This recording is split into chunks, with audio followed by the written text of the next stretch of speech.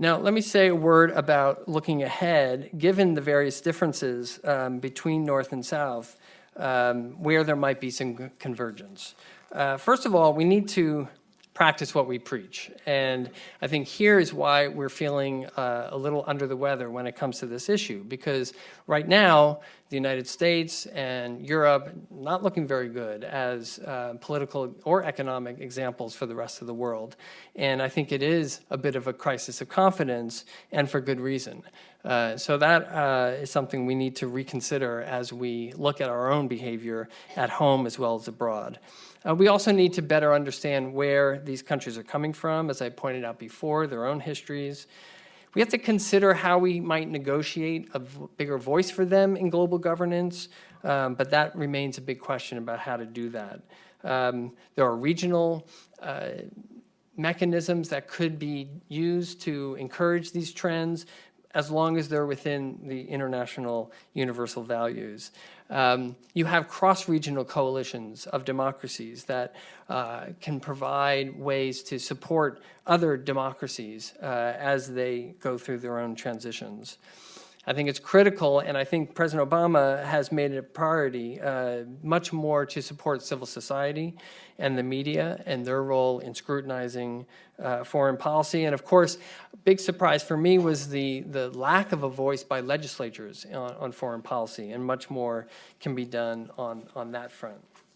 And then just turning to some specific areas where we could all work together better. And these are areas where I thought had collateral benefits across the democracy agenda. I mean, you can't have a civil society that's repressed. They can't play their role unless they're given the space to do so. And related to that, the access to information and freedom of the internet is kind of a lifeblood issue. If you're going to be a watchdog on foreign policy, you need the information freely available. Another big issue that I came across in my research was when other countries think about human rights, they think about economic and social rights. That's not necessarily the case in this country. And we need to have a much more honest conversation about the universality of human rights being political and economic and social.